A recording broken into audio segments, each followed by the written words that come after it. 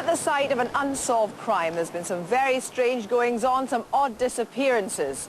There's a strange kind of menace at work on the streets of Glasgow.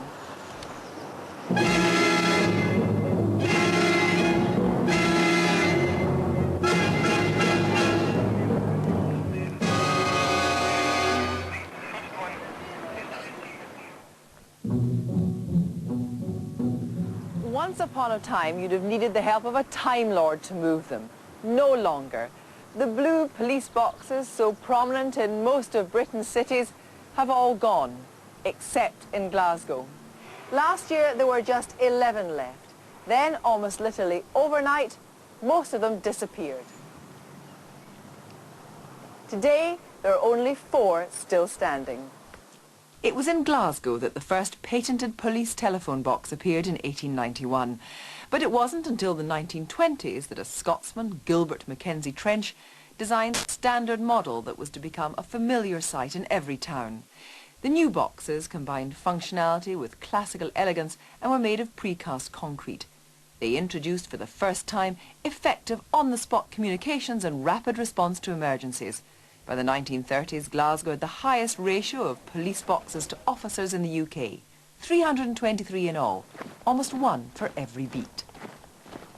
In 1953, I joined the City of Glasgow Police, and at that time, police boxes, signal boxes, police signal boxes were the lifeline of all constables on the beat. Well, when we were young, there was police boxes in every area. The local policemen walked the beat. Everybody knew them. They knew you, knew your mother. So you had to watch what you were saying, watch what you were doing. They were your friend if you were theirs. One particular occasion in Knightswood, there was a serious accident on Alderman Road, and we were able to rush up to that police box and use the emergency service, and I'm sure that day a life was saved.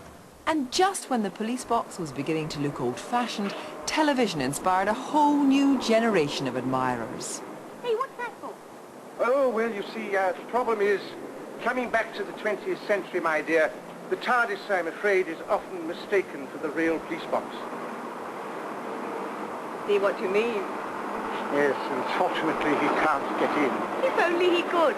Scotland Yard whipped off into time and space. While most of Britain scrapped its police boxes in the late 60s and 70s, Glasgow's unpredictable climate meant some were spared to provide shelter on the beat. The few that did manage to escape the scrap heap have been vulnerable to attack. But what dark criminal forces have been at work? Well, it's the police. The 11 that did manage to survive till last year have been condemned as surplus to requirement by Strathclyde Police. Why did you make the decision to get rid of the police boxes? Well, the police boxes became obsolete and redundant in the 1960s with the advent of the personal radio and the increased usage of police vehicles. There was no longer a need for them then. Aren't they part of the police's heritage? Well, many things are part of the heritage, but as technology moves on, so does the police service.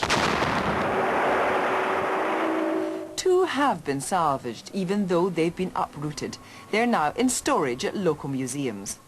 The 4 survivors, now Britain's last Mackenzie Trench police boxes in situ, are now living on borrowed time. Their removal is imminent. Because they're shabby and vandalised, no one wants them to stay. Inside, the policeman's fitted desk and cupboard have long since vanished. Outside, the changing townscape conspires to belittle them. A campaign to have the boxes listed by Historic Scotland has so far failed. So a local preservation trust is mounting a last bid to keep them on the streets of Glasgow. The only way now will be to find a modern commercial use for each box. Suggestions have poured into the trust, but there isn't much time.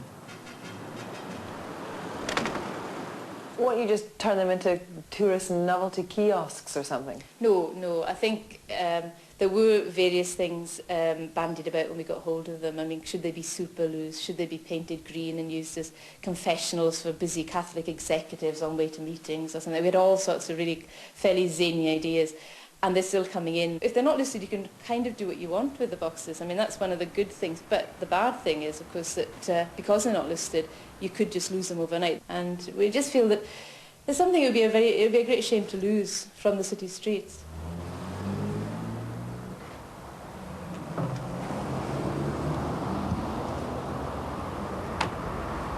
This is a symbol of a bygone era of policing. It should be kept simply for what it represents. We got rid of lots of red telephone boxes and look how much they are missed. Surely it's not too much to ask to list 4 Glasgow police boxes as monuments to a bygone age. That way they'll be here long after I'm gone.